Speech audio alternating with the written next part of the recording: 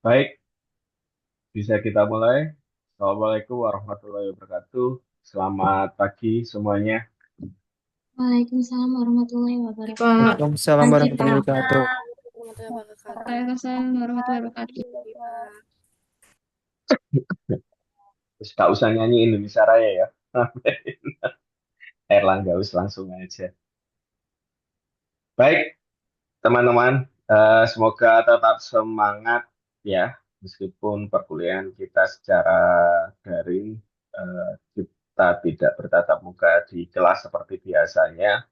Tapi semoga energinya tetap sama, perhatiannya juga tetap sama, seperti halnya kita saat berada di ruang kelas seperti biasanya.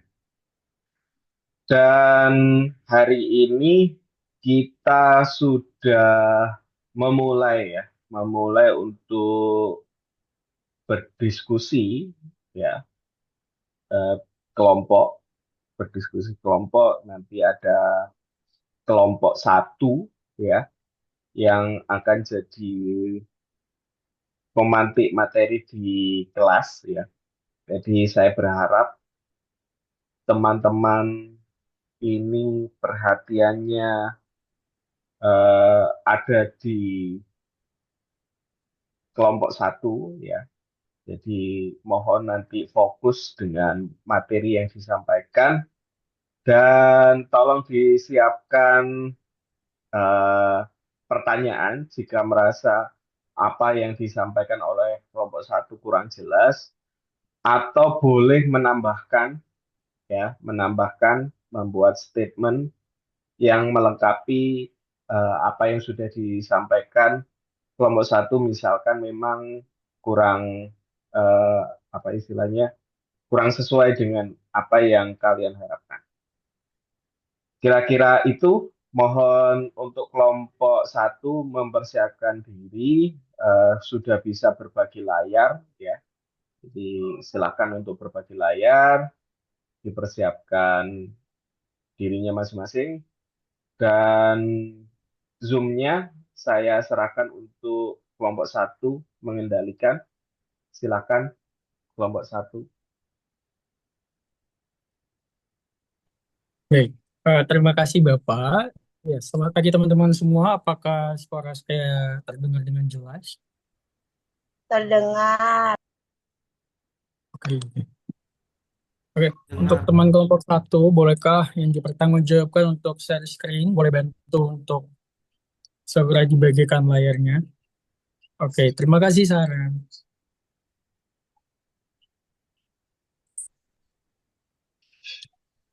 Teman-teman boleh langsung buka aja PPT-nya. Kami sudah mengirimkannya lewat grup chat. Teman boleh bisa nyimak juga di situ.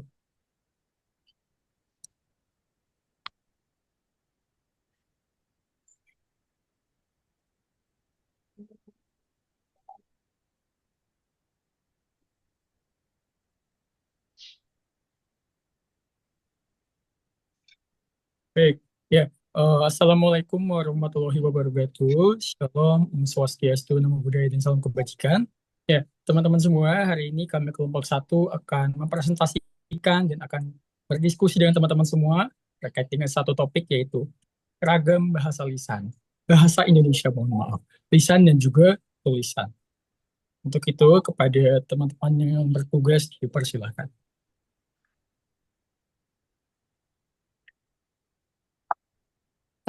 Sebelumnya, apakah suara saya terdengar? Terdengar. Terdengar. Oke, jadi di sini aku akan menjelaskan salindia kami yang tentang ragam bahasa Indonesia. Boleh lanjut di next.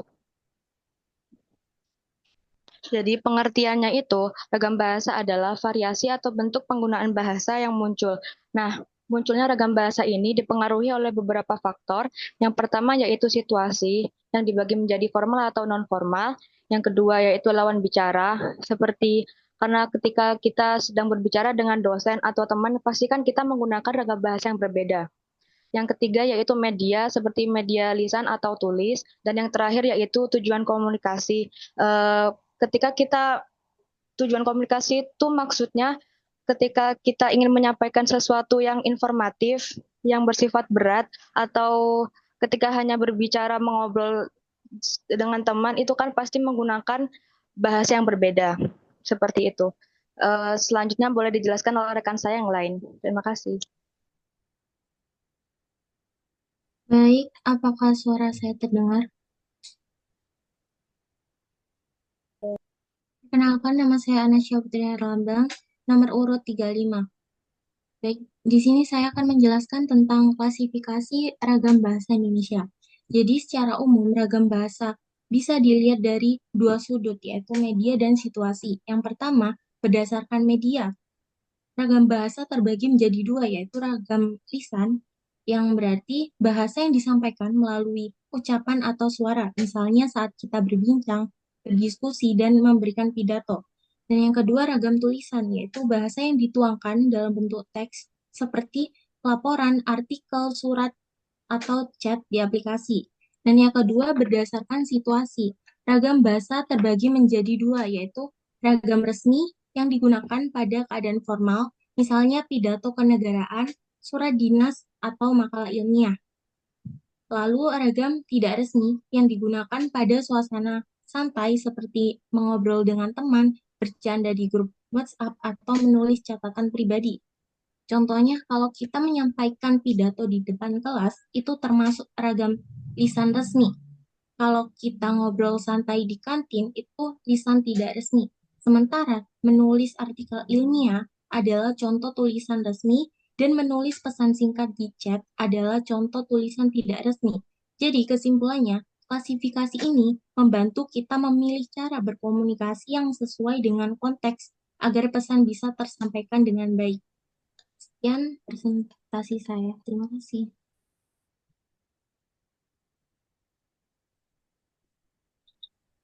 Oke, boleh di next mungkin ya.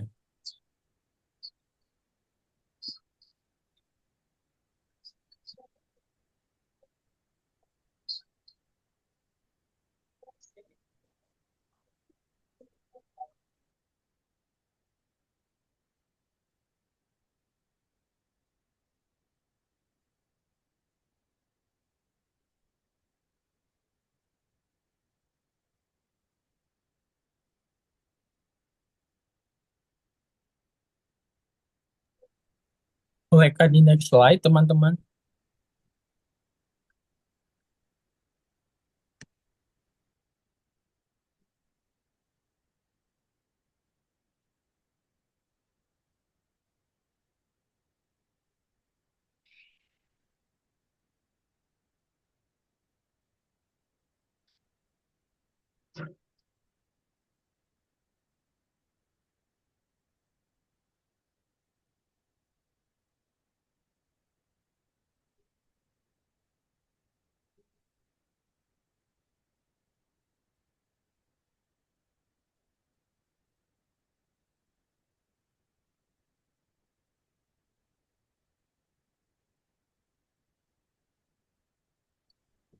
Zahra, apakah aman? Boleh slide sebelumnya. Ih,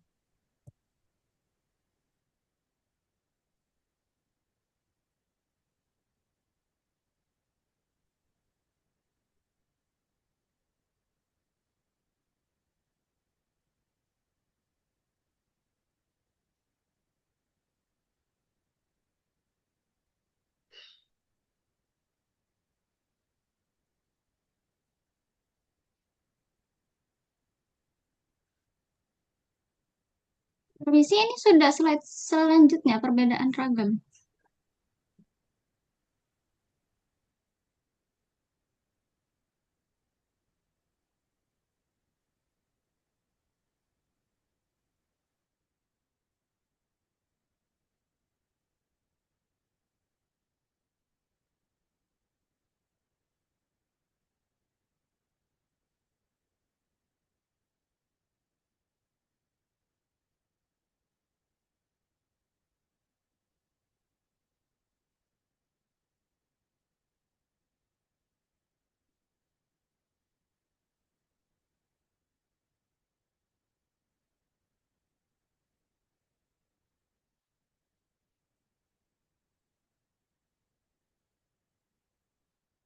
Oke, mohon izin teman-teman semua karena kebetulan teman kami yang sedang mendapatkan bagian ini sedang ada satu dan lain hal, aku izin untuk take over.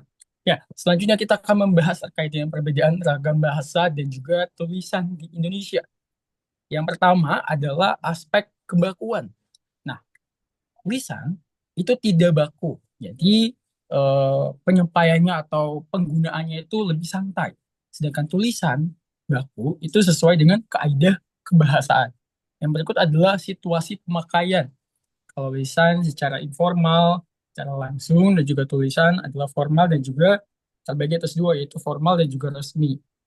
Ya, seperti yang dicontohkan tadi, kalau misal dalam tulisan formal itu bisa saja diklasifikasikan, misal dalam penulisan surat resmi seperti surat dinas, surat edaran, dan sebagainya.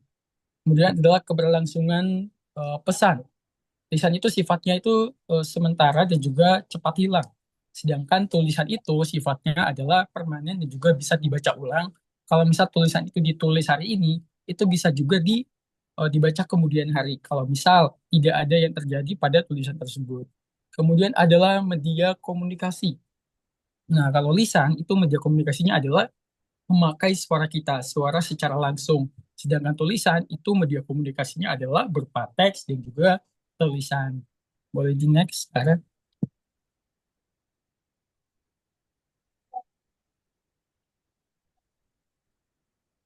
Nah, teman-teman, di sini kita akan membahas terkait dengan apa sih ragam bahasa lisan. Ya, di sini teman-teman, aku akan mengajak teman-teman semua menyelami lebih dalam terkait dengan apa saja agar kita bahas pada ragam bahasa lisan. Teman-teman, saya pernah membaca satu buku yaitu Pengantar Linguistik Umum dari Cair.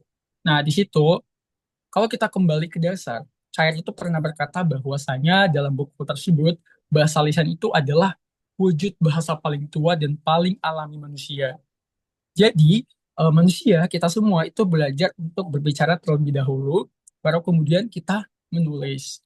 Nah, dari sini teman-teman bisa memahamikan kalau misal ragam lisan ini adalah pintu pertama kita sebagai manusia untuk berkomunikasi dengan sesama kita. Ya, inti definisi dari bahasa lisan itu adalah bentuk bahasa yang paling tua sekaligus paling dekat dengan kehidupan kita sehari-hari sebagai manusia. Nah, untuk itu boleh di next. Nah, kita akan membahas terkait dengan ciri-ciri ragam bahasa lisan. Langsung saja sekarang. Ciri penting bahasa lisan. Yang pertama adalah adanya intonasi, jeda, tekanan, dan ekspresi nonverbal. Nah, teman-teman di sini aku akan memberikan sedikit contoh. Misal, kalau aku berkata satu kalimat, aku lapar. Nah, itu dengan ekspresi yang polos dan juga intonasi dan juga nada yang datar. Nah, coba teman-teman buatkan perbandingan dengan ketika aku bilang, aduh, aku lapar. Nah, ada kan perbedaannya. Nah, dua perbedaan itu dipengaruhi oleh intonasi, jeda, tekanan, dan juga ekspresi nonverbal dari komunikasi secara lisan. Nah, jadi ketika kita berkomunikasi dengan secara lisan, ketika tidak menggunakan intonasi, jeda, tekanan, dan juga ekspresi nonverbal, itu dapat berpengaruh penuh terhadap kontekstual yang kita bicarakan dalam lisan itu sendiri. Nah, inilah salah satu ciri utama dari ragam bahasa lisan. Kita tidak bisa hanya mengandalkan kata, tapi juga harus mengandalkan suara dan juga tubuh kita. Ada intonasi, ada jedanya, ada tekanan katanya, bahkan ada ekspresi wajah yang membuat pesan atau apa yang kita sampaikan itu menjadi hidup, memiliki nyawa. Nah, kalau Kreida Laksana itu menyebutnya unsur prosodi, intonasi, tempo, jeda, dan bikin yang membuat bahasa lisan itu punya rasa yang berbeda dengan bahasa tulis. Dan ini tidak mungkin tergantikan dalam bahasa tulisan. Oke, selanjutnya adalah sifat langsung dan juga kontekstual. Seperti yang disampaikan tadi, kalau dalam berbahasa lisan itu kita sifatnya itu adalah langsung dan juga kontekstual. Nah, bahasa lisan itu sifatnya adalah real time atau saat itu juga tanpa bisa diulang sama persis dengan apa yang disampaikan sebelumnya. Dan juga maknanya itu seringkali atau selalu bergantung pada situasi atau konteks apa yang sedang teman-teman bicarakan dan di mana yang teman-teman bicarakan. Misal, kalau misal aku berbicara seperti ini. Kemari dong. Nah, kalau misal ini konteksnya ada di warung kopi, mungkin saja kita bisa menggambarkan itu sebagai situasi saya mengajak teman saya yang lainnya untuk mampir ke meja saya. Tapi kalau misal saya berbicara seperti itu, kemari dong. Nah, kontekstualnya atau posisinya ada sedang berada di ruang kelas, itu bisa berarti mendekat ke misal ke papan tulis atau ke meja saya. Jadi di sini jelas kalau misal ragam lisan itu selalu melekat pada konteks yang sedang dibicarakan atau konteks di mana kita sedang berbicara secara lisan. Nah, boleh di next. Maaf. Nah, yang ketiga adalah kecenderungan tidak baku. Nah, kecenderungan tidak baku ini adalah misal dalam obrolan santai, kita sering memakai kata sisipan seperti lah, loh, kok, atau sih dong gitu. Misal kayak, lah, kok gitu, ih, kok gitu sih, gitu-gitu dan sebagainya. Nah, itu semua disebut sebagai kata fatis dan justru bikin percakapan kita terasa lebih hangat. Teman-teman mungkin merasakan perbedaan gimana kalau misal kita berbicara secara baku dan juga ada tambahan bumbu-bumbu kata fatis dalam obrolan itu. Itu tentu rasanya beda. Oke, misal, kalau kita berbicara soal, Zahra, kamu serius loh. Atau, Zahra, udah makan kan? Nah, secara aturan baku, kalimat itu bisa dipangkas. Tapi kalau kita berbicara dalam ragam lisan, sisipan semacam ini tuh adalah bumbu yang membuat bahasa kita atau obrolan kita, apa yang kita sampaikan, itu rasanya lebih cair dan juga ekspresif gitu. Ini menunjukkan bahwa analisis yang percakapan di TV misal atau bahasa penyiar misalnya terus sering mencampur bahasa baku dengan bahasa gaul supaya tetap enak didengar oleh audiens itu sendiri. Jadi tidak baku bukan berarti salah, tapi itu menunjukkan kalau fleksibilitas bahasa Indonesia itu ada teman-teman. Mungkin teman-teman pernah nonton di situ salah satu ciri utama dari bahasa Indonesia adalah sifatnya yang fleksibilitas. Oke, ya jadi teman-teman intinya eh, bahasa lisan ini punya tiga ciri penting. Pertama ada intonasi, jeda, tekanan, ekspresi nonverbal yang membuat bahasa lisan yang kita sampaikan itu terasa lebih hidup. Yang kedua sifatnya itu langsung juga kontekstual. Jadi bahasa lisan sangat bergantung pada situasi nyata yang sedang terjadi. Yang berikut yang ketiga adalah kecenderungan untuk tidak baku dan juga penuh dengan spontanitas dan juga fleksibilitas. Seperti itu. Terima kasih.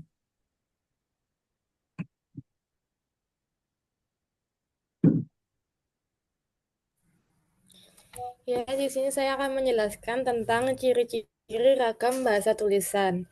Jadi ciri yang pertama yaitu mengutamakan kaidah ejaan, tanda baca, dan struktur kalimat.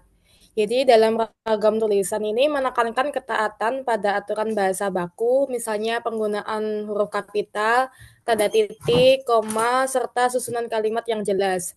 Hal ini penting supaya maksud penulis tidak salah ditafsirkan. Yang kedua, ada bersifat lebih permanen dan terstruktur. Jadi pada tulisan ini bersifat tetap karena bisa dibaca kapanpun dan tidak berubah.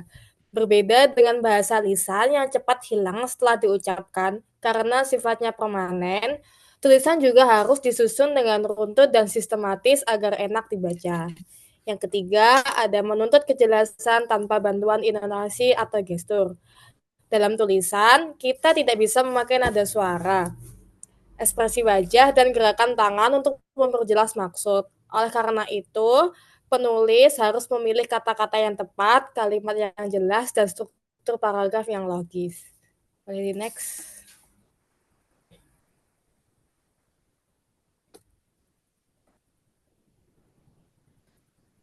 Selanjutnya, saya akan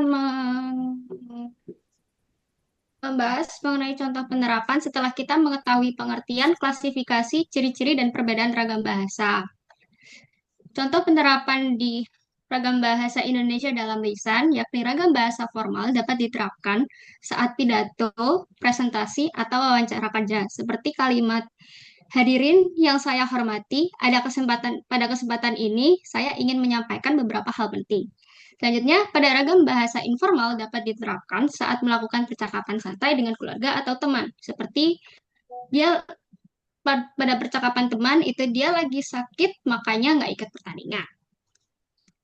Selanjutnya pada penerapan ragam bahasa Indonesia dalam tulisan, itu ada formal dan informal juga, yakni kalau pada formal ada dalam surat resmi, pidato, atau karya ilmiah dan makalah.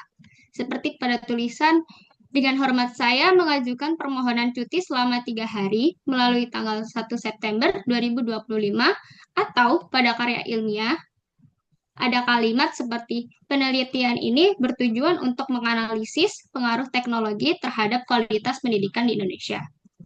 Selanjutnya, contoh ragam bahasa tulisan informal atau santai dapat digunakan dalam pesan singkat atau surat kepada anggota keluarga atau teman. Seperti mengirimkan pesan singkat kepada teman yakni, "Halo, besok kita janjian nonton film ya, jangan lupa ya."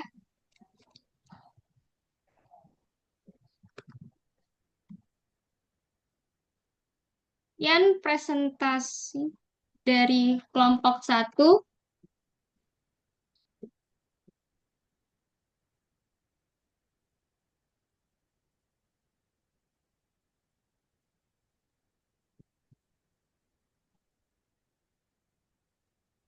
Oh iya, mohon maaf saya lupa saya moderatornya.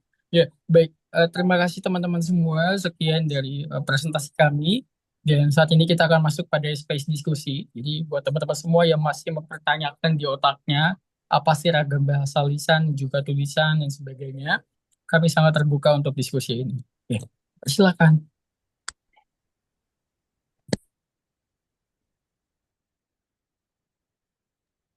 Oke, pada diskusi pertama ini kita akan membuka 3 pertanyaan. Untuk itu kepada Saudara Cynthia Putriyatar, dipersilakan. Baik, apakah suara saya terdengar? Sangat terdengar dengan Oke, jelas. eh, Silakan. saya izin bertanya mengenai tentang penggunaan lisan. Kan kita sendiri mengetahui kalau ada kayak kita tuh sering mencampur-campur antara bahasa Indonesia dan bahasa Inggris gitu kan dalam pembicaraan kayak bahasa gaul istilahnya. Nah, apakah hal tersebut itu bisa mengancam eksistensi bahasa Indonesia sendiri dan jika iya itu jelaskan solusi hal tersebut gitu. Oke, terima kasih Cynthia untuk pertanyaannya. Aku izin menjawab teman-teman semua. Perkenalkan, saya Mark Joshua Pasca dengan nomor absen 56. Ya, saya menyadari saya menyadari betul bahwasanya saya juga masih sangat amburadul dalam penggunaan bahasa Indonesia, seperti adanya penggunaan aku, saya dalam suatu kalimat secara bersamaan dan juga maupun adanya sisipan kosakata bahasa Inggris dalam kalimat yang saya bicarakan dengan teman sebaya. Nah, yang pertama apa sih? Apakah ketika kita menggunakan kosakata bahasa Inggris dalam eh, pembicaraan kita dengan bahasa Indonesia, apakah itu mengganggu ataupun dapat berimpact pada kredibilitas bahasa Indonesia? Sebenarnya bisa dikatakan tidak ataupun iya. Kalau tergantung dari perspektif pribadi saya, itu sebenarnya tidak memiliki dampak yang signifikan. Yang pertama, seperti yang kita tahu bahwa bahasa Indonesia itu sangatlah fleksibilitas. Jadi penggunaan bahasa Indonesia itu sangat bergantung pada bagaimana kita menaruh perspektif atau sudut pandang pada kontekstual yang kita sedang bicarakan. Nah, sedangkan untuk menurut saya pribadi itu sebenarnya tidak berpengaruh penting terhadap kredibilitas bahasa Indonesia karena pada dasarnya itu kita sangat memerlukan adanya fleksibilitas dari kita sebagai pengguna bahasa Indonesia maupun bahasa Indonesia sendiri, itu sendiri. Sehingga tidak bisa dikatakan bahwa itu menjadi sebuah permasalahan besar yang perlu adanya intervensi untuk dicarikan sebagai solusinya. Ya, terima kasih. Gimana? Kak dapat menjawab? Sudah, terima kasih, Mark. Terima kasih. Baik. Yang berikut adalah Nadisha Taul. Dipersilakan. Apakah suara saya sudah terdengar? Iya, sudah Ya, kok. aman. Oke, jadi di sini saya izin perkenalkan diri. Nama saya Nadisai Anatul Maula dengan NIM 144251024. Jadi pertanyaan saya yaitu, apakah media sosial membuat batas antara ragam bahasa resmi dan tidak resmi menjadi kabur? Dan jelaskan dengan contoh nyata. Terima kasih. Baik, izin menjawab pertanyaan Kak Nadisha. Kenalkan, nama saya Nasya Putri Herlambang, nomor urut 35. Jadi, jawaban saya yaitu iya, memang benar media sosial mengaburkan batasan antara konteks formal dan informal. Misalnya pejabat pemerintah yang menulis status di X atau Twitter dengan bahasa campuran formal dan gaul. Akibatnya, sulit membedakan mana yang termasuk resmi dan tidak resmi karena konteksnya bercampur. Apakah sudah terjawab, Kak Najisya? Terima kasih. Oke, terima kasih sudah.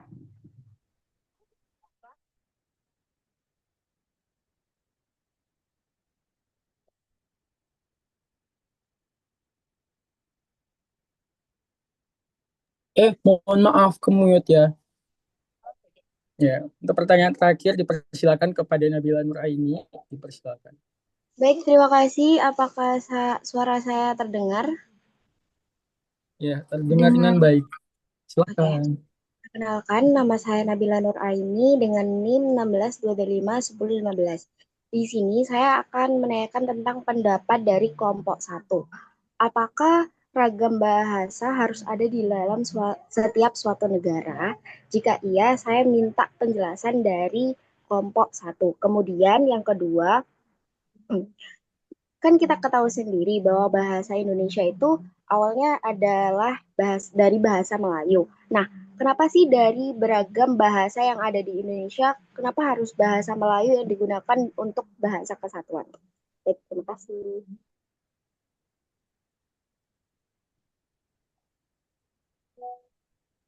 Baik, terima kasih Nabila atas pertanyaannya, luar biasa.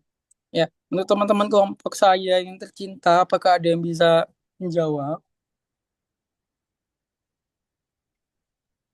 Mark izin mau jawab pertanyaan pertamanya Nabila.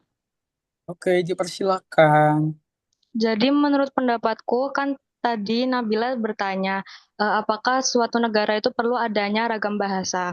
Menurut pendapatku itu perlu eh, karena pasti kan suatu negara itu ada konteks formal sama informal kan. Jadi tidak mungkin konteks tersebut itu dicampur keduanya dan juga tidak mungkin kan suatu negara itu bisa bisa berbicara tanpa adanya perbedaan di antara ketika berbicara dengan dosen atau dengan teman. Mungkin itu dari saya. Bisa menjawab nggak kira-kira? Bisa. Oke, terima kasih. Mungkin untuk pertanyaan kedua, kelompok saya mungkin ada yang berkenan menjawab. Izin menjawab untuk pertanyaan yang kedua. Dari Kak Nabila tadi, pertanyaannya mengapa bahasa Melayu dipilih sebagai dasar bahasa Indonesia? Jadi alasannya itu sederhana dan mudah dipelajari oleh berbagai suku bangsa. Dan yang kedua sudah berperan sebagai lingua franca di Nusantara sejak lama, terutama dalam perdagangan dan komunikasi antar wilayah. Yang ketiga, memiliki tradisi tulisan dan sastra yang kuat sehingga lebih siap dikembangkan. Dan yang terakhir, netral dalam politis karena bukan bahasa etnis dominan tertentu sehingga dapat diterima sebagai bahasa pemersatu. Jadi kesimpulannya, itulah sebab bahasa Melayu yang kemudian dikembangkan menjadi bahasa Indonesia dipilih sebagai bahasa persatuan. Baik, apakah sudah Bolehkah aku izin menambah sedikit? Boleh ya? Oke. Kenapa sih kenapa harus bahasa Melayu yang dipilih untuk bisa dijadikan sebagai patokan kita dalam membentuk sebuah bahasa Indonesia? Nah, mari kita berbicara sedikit terkait dengan kenapa tidak bahasa daerah. Kenapa tidak bahasa Jawa? Kenapa tidak bahasa Sunda? Kenapa tidak bahasa Batak, Bugis, Minangkabau, Ambon, Ternate, dan sebagainya? Nah, kalau kita kembali lagi ke zaman dahulu, bahasa-bahasa tersebut itu kuat di daerahnya masing-masing. Tapi secara persebaran, secara implementasi itu tidak tersebar secara maksimal dan tidak secara apa yang namanya signifikan di seluruh nasional, secara nasional. Kalau misal dipilih salah satu di antara bahasa daerah itu bisa saja menimbulkan kecemburuan antar etnis, bisa menimbulkan adanya perpecahan. Apalagi di Indonesia ini sangat beragam, mulai dari suku bahasa kita, agama kita, dan sebagainya. Nah, kalau kita berbicara terkait dengan kenapa sih kalau misal di negara lain, itu mereka tuh bisa saja mengikuti bahasa yang menjadi jajahan di negara mereka. Tidak bahasa Belanda saja. Nah, waktu itu mungkin saja bahasa Belanda adalah bahasa administrasi dan pendidikan segelintir elit di negara kita. Tapi rakyat jelata tidak menguasainya secara maksimal. kalau misalnya kita memaksakan untuk dipakai sebagai patokan kita dalam bentuk bahasa Indonesia, bahasa nasional ini justru saja bisa akan dijadikan sebagai bahasa penjajah. Nah, itu jelas bertentangan dengan semangat kita dalam meraih kemerdekaan. Nah, bahasa Inggris, bahasa internasional, bisa saja karena waktu itu Inggris juga punya intervensi juga dan pengaruh di Asia Tenggara. Tapi sama saja itu adalah bahasa asing, tidak punya akar sejarah di Nusantara dan akan membuat bahasa daerah itu terpinggirkan. Nah, yang berikut adalah kenapa akhirnya jadi bahasa Melayu yang jadi pilihan kita. Yang pertama, netral, tidak milik satu etnis saja. Yang kedua, mudah, strukturnya sederhana, gampang dipelajari. Yang ketiga adalah sejarah.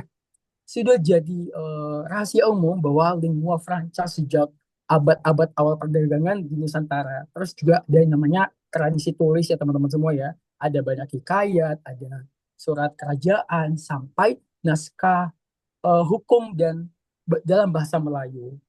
Seperti yang dikatakan teman saya juga sebelumnya, bahwa politik juga punya peranan penting di sini.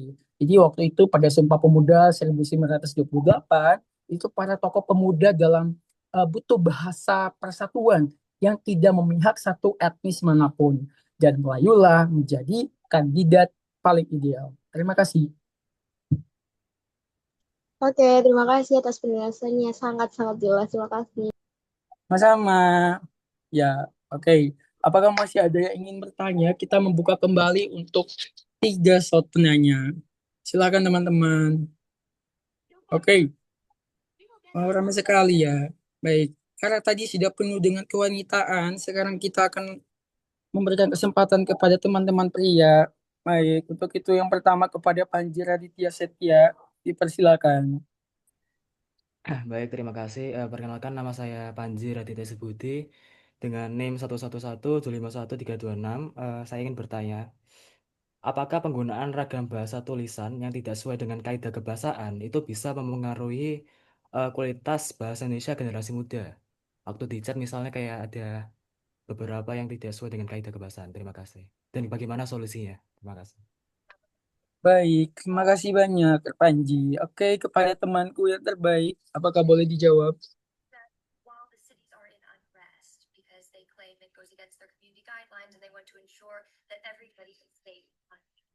The protests, which erupted earlier this week, are the culmination of months of economic and political frustration, namely in calling out their government for giving itself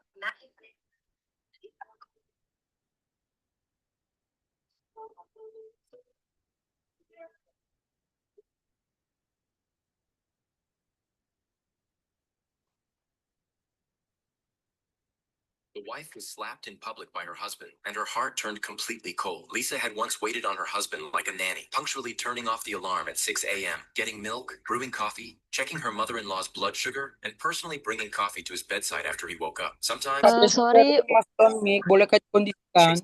the door to feed him. Lisa took care of all her husband's worries, allowed him to devote himself entirely to his work. Her husband, in turn, rose through the ranks and even got the opportunity to become president of the London branch. But at the celebration party, when his promotion fell through, he took out his anger on Lisa, who was trying to Yesus, tolong like a rip call out. The itu reactions dong, of those siapa around her killed ini? her even more. Neighbors gossiped, her parents worried, Masih boleh di-mute cast nggak? sympathetic glances. Her mother-in-law, however, said indifferently, Baik, terima kasih. Terima kasih ya. Orangnya tidur kali. Makanya enggak. Monggo lanjut. Maaf sebelumnya, Panji tadi boleh minta tolong diulangi nggak pertanyaannya? Ya, sebentar. Jadi yang aku tanyakan itu, apakah penggunaan ragam bahasa tulisan yang tidak sesuai dengan kaidah kebahasaan itu bisa memengaruhi kualitas bahasa Indonesia generasi muda, dan berikan solusinya gimana? Terima kasih.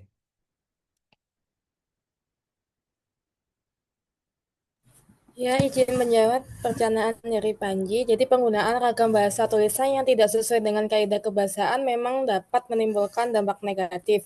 Tulisan yang salah ejaan, tidak tepat tanda baca, atau tidak sesuai struktur tata bahasa dapat menyebabkan makna menjadi kabur, bahkan menimbulkan salah paham. Selain itu, ragam bahasa tulisan yang tidak sesuai kaidah kebahasaan resmi juga bisa menurunkan wibawa penulis, apalagi jika digunakan dalam ranah akademik, pemerintahan, atau hukum. Jadi untuk mengatasi hal ini bisa dimulai dari pendidikan bahasa sejak dini yang membiasakan menulis sesuai aturan. Di ranah formal, instansi sekolah dan media massa harus memberi eh, cara penggunaan bahasa baku. Selain itu, juga dapat memanfaatkan teknologi seperti pengecek ejaan serta memperkuat literasi bahasa.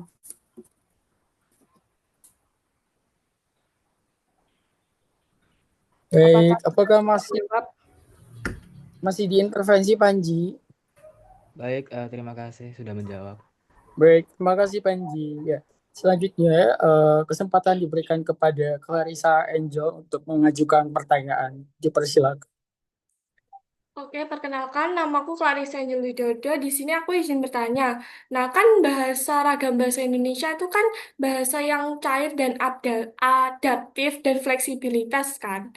Nah, menurut kalian itu dengan sifat ragam bahasa Indonesia yang seperti ini, apakah justru akan memperkuat bahasa Indonesia atau memperlemah bahasa Indonesia di dominasi perkembangan bahasa asing yang sangat apa ya, kayak sangat maraknya di perkembangan zaman ini. Mungkin Baik, terima kasih. Terima kasih Clarissa atas pertanyaannya. Di sini saya izin menjawab berdasarkan perspektif kelompok kami, apakah sifat bahasa Indonesia yang dapat beradaptasi, fleksibilitas itu dapat mempengaruhi dominasi bahasa asing dan juga mengurangi nama kredibilitas bahasa Indonesia itu sendiri. Kalau berdasarkan perspektif kami itu sebenarnya tidaklah menjadi permasalahan utama karena potensi bahasa Indonesia itu tergantung lagi kepada penggunanya. Kalau misal berbicara soal dominasi bahasa asing di Indonesia karena adanya sifat bahasa Indonesia yang adaptasi yang bisa beradaptasi ataupun fleksibilitas itu tidak ada pengaruhnya karena kembali lagi fleksibilitas dan juga adaptasi itu bukanlah kekurangan bahasa Indonesia melainkan itu adalah sebuah value nilai plus dari bahasa kita karena adaptabilitas ataupun fleksibilitas itu tidak semua bahasa itu memiliki value yang sama sehingga kita dengan bahasa Indonesia dengan value kita seperti itu tidak mempengaruhi dominasi bahasa asing terhadap kita dan juga tidak mempengaruhi value kita bahasa kita terhadap bahasa-bahasa lain di tengah banyaknya bahasa asing yang semakin berkembang baik dari segi penggunanya baik dari segi pembicaranya dan segala macam itu sih perspektif kami. Terima kasih, mohon maaf kalau tidak menjawab. oke, baik, terima kasih. Sama-sama. Baik, untuk pertanyaan terakhir dipersilakan kepada Kakak Junior Huang. Oke, pertama-tama apakah suara saya terdengar dengan jelas? Sangat jelas. Oke, Silakan. perkenalkan nama saya Ko Junirio dengan NIM 113251117. Mungkin pertanyaan saya akan sedikit mirip dengan pertanyaan-pertanyaan yang sudah dilontarkan kepada pihak kalian. Pertanyaan saya adalah, sebenarnya saya akan mengutip suatu ucapan ya dari seorang ahli bahasa bernama Ivan Lanin. Dia mengatakan kalau keterampilan berbahasa bangsa Indonesia itu mengalami penurunan. Nah, pertanyaan saya ialah, apakah penggunaan ragam bahasa tidak resmi ini memengaruhi penurunan kemampuan berbahasa ini secara langsung? Terima kasih. Terima kasih Kakak atas pertanyaannya. Ya, untuk teman kelompok saya, apakah ada yang bisa menjawab?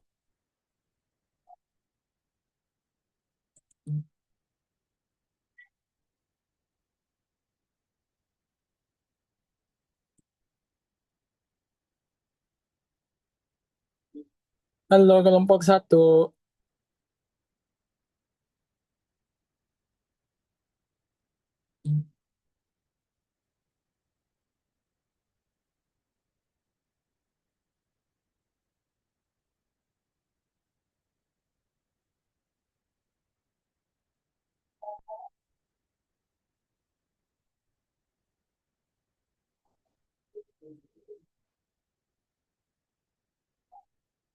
Kelompok 1, apakah ada yang bisa menjawab?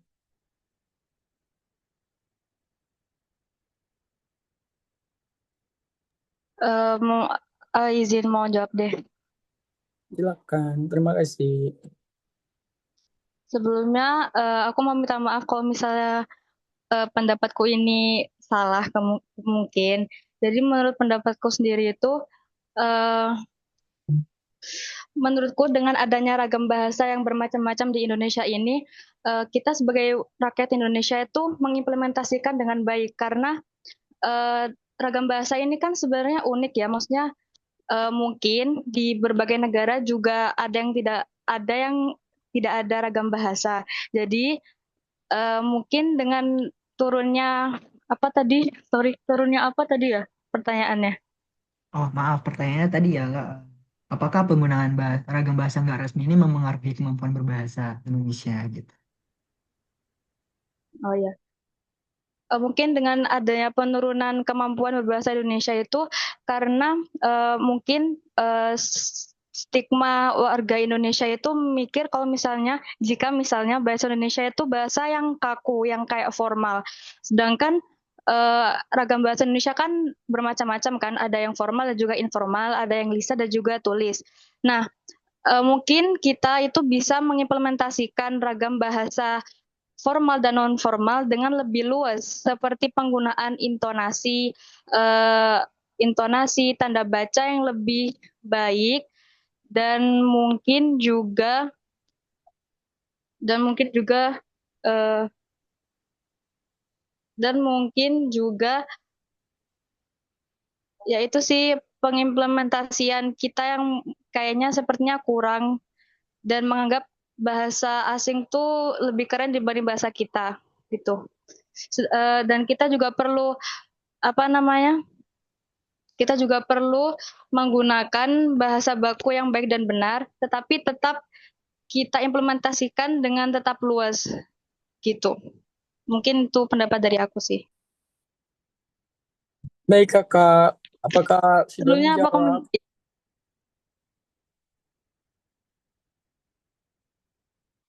Berarti masih butuh, kelompok kalian percaya itu mempengaruhi ya? apakah ragam bahasa itu mempengaruhi bagaimana kita dalam berbahasa Indonesia ya? Terkait dengan penurunan penggunaan bahasa Indonesia. Kalau dari kelompok kami berdasarkan penjelasan oleh teman saya tadi, itu secara tidak langsung itu mengatakan bahwasanya itu tidak bisa kita generalisasi faktor apa saja yang mempengaruhi penurunan penggunaan bahasa Indonesia. Itu semua kembali lagi kepada individu. Bagaimana cara kita memandang dan juga menghargai bahasa Indonesia. Kalau misalnya kita berdiri pada sudut pandang bahwa bahasa Indonesia adalah bahasa negara kita, bahasa tercinta kita yang terus kita gaungkan sebagai satu Nusantara, itu merupakan sebuah kebanggaan dan tidak ada pengaruhnya terkait dengan ragam bahasa. Sebanyak apapun bahasa di negara kita, itu tidak akan terganggu apabila kita memandang bahasa Indonesia sebagai sebuah bahasa kesatuan. Namun kembali lagi, kalau misalnya kita menganggap bahasa Indonesia itu adalah bahasa yang formal, bahasa yang kaku, bahasa yang sekiranya kosakatanya tidak keren, kalah dengan bahasa asing yang ketika kita gaungkan itu terasanya feels-nya lebih keren. Nah, kalau misalnya kita berdiri di pandangan seperti itu, mungkin saja penurunan penggunaan bahasa Indonesia itu sangat dipengaruhi karena adanya stigma-stigma tersebut seperti yang disampaikan oleh teman saya tadi. Seperti itu. Terima kasih. Oke, baik. Ya, untuk sesi pertanyaan,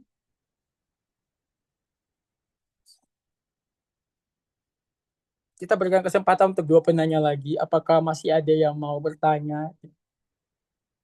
Oh, udah kah? Oh, baik teman-teman, apakah ada yang masih mau bertanya? 1, 2, 3. Tidak ya? Baik, terima kasih.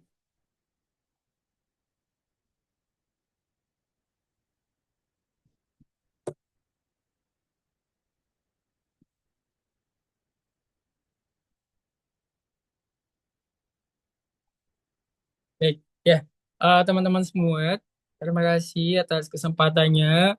Kami dari kelompok 1 izin untuk menarik kesimpulan bahwasanya ragam bahasa Indonesia itu bukanlah sebuah keterbatasan atau kekurangan dari bahasa Indonesia kita tercinta, melainkan itu adalah sebuah value, sebuah nilai dari bahasa kita itu sendiri. Jadi sifat bahasa kita yang adaptabilitas, yang sifatnya bisa beradaptasi dengan berbagai macam ragam bahasa itu bukanlah sebuah kekurangan. Jadi mari kita terus menggelorakan penggunaan bahasa Indonesia Dengan maraknya ragam bahasa di sekeliling kita itu tidak bisa kita jadikan alasan untuk tetap mencintai dan menggunakan bahasa Indonesia. Sekian dari kelompok satu, Tabia, dan terima kasih.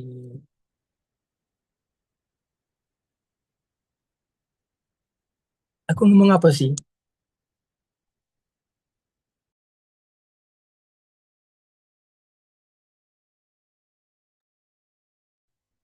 Baik, terima kasih kelompok satu. Mungkin ada tambahan dari kawan-kawan semuanya. Silakan, mumpung masih ada waktu.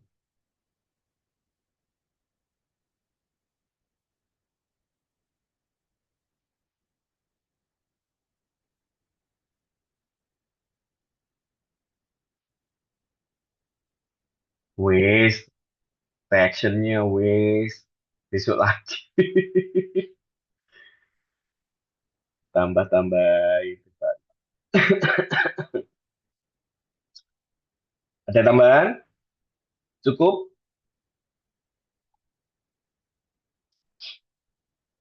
Ya, kalau sudah tidak ada tambahan, tolong nanti teman-teman kelompok 2 sampai 10 di Hebat itu kan kalau teman-teman cek kan ada form penilaian ya, form penilaian. Jadi nanti tolong diisi nilainya lebih lekas ya, lebih lekas. Kalau bisa secepatnya diisi, terus dikirim ulang akan lebih baik daripada nanti terlupa, gitu ya. Jadi yang mengirimkan siapa? Mungkin ada pertanyaan seperti itu ya. Yang mengirimkan cukup perwakilan dari setiap kelompok, tidak semuanya ngirim. Jadi nanti silakan nilainya didiskusikan, diwakilkan, terus setelah itu dikirimkan.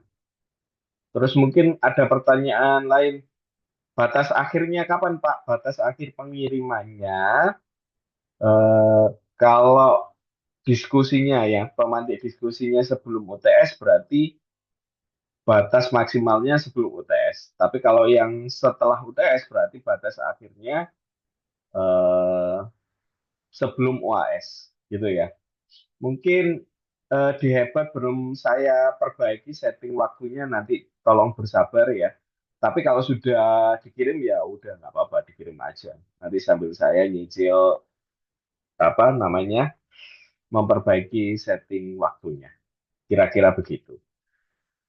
Ah, itu eh, untuk penilaian kelompok, jadi jangan sampai terlewat ya. Kasihan nanti kalau terlewat tidak ada penilaian.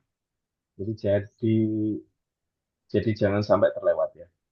Oh ya, ada Clarissa.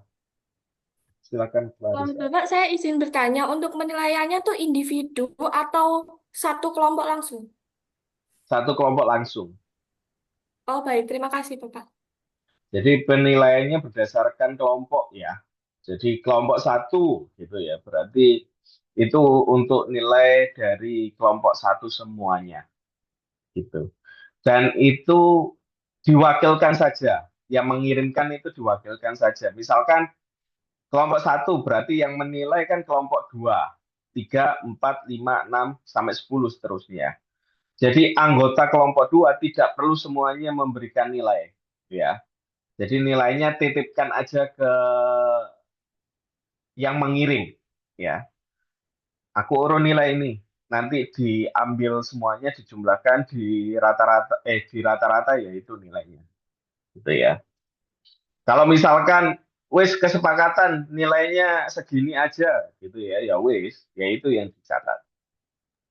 Pak, izin bertanya, untuk tugas pengumpulan salin dia presentasi kelompok satu itu, apakah pengumpulannya diwakilkan salah satu anggota atau semuanya ya, Pak? Ya Makasih. diwakilkan aja, cukup diwakilkan aja anggotanya. Oh ya, untuk salin dia baiknya itu maksimal H-1 ya. Harusnya itu H-1 sebelum waktunya tampil. Tapi karena kelompok satu ya ngawali nggak apa-apa lah. Ya telat-telat dikit. Tapi untuk semuanya mohon perhatiannya maksimal H-1 ya. H-1 sudah dikumpulkan. Kenapa kok H-1? Ya nanti salindianya bisa jadi bahan belajar untuk teman-teman yang lain. Gitu ya. Oh ya, tadi ada Mbak Deni yang angkat tangan. Kenapa Mbak? Sudah, Bapak sudah ditanyakan tadi. Oh ya, ya wes. Terima kasih, Pak. Oke. Baik, itu ya. Oh, ono maneh. Kamila, monggo. Silakan Kamila. Bapak, mohon maaf, jadi kan saya baru cek hebat ya, itu deadline untuk salindianya itu masih 15 September, Bapak. Iya, belum saya perbaiki. Soalnya kemarin kan cuma saya restore dari yang lama ya. Jadi nanti sambil saya memperbaiki, silakan dikumpulkan. Jadi enggak masalah, pengumpulannya enggak masalah. Ya, jadi tinggal saya perbaiki waktunya aja.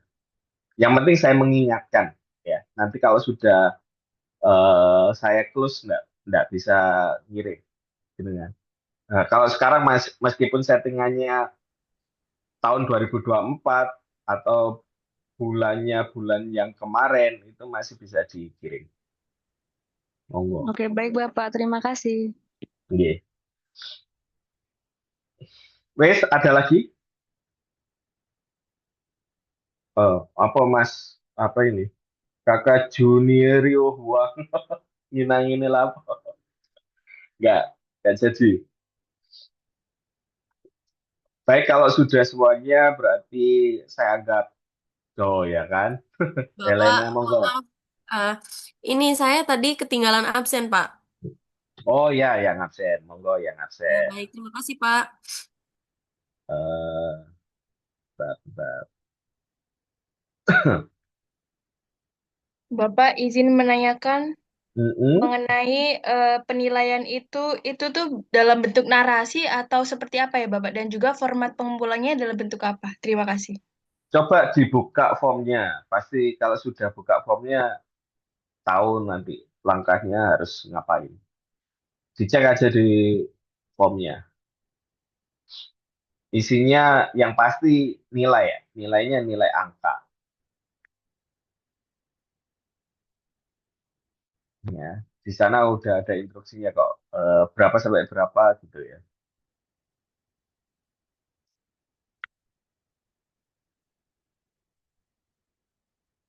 Ntar saya bukakan untuk presensi hari ini.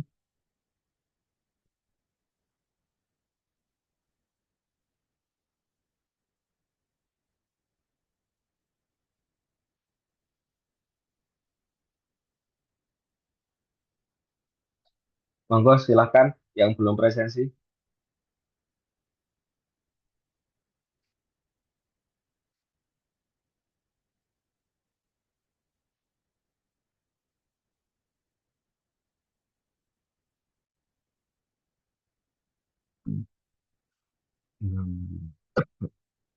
Kurang satu ini siapa?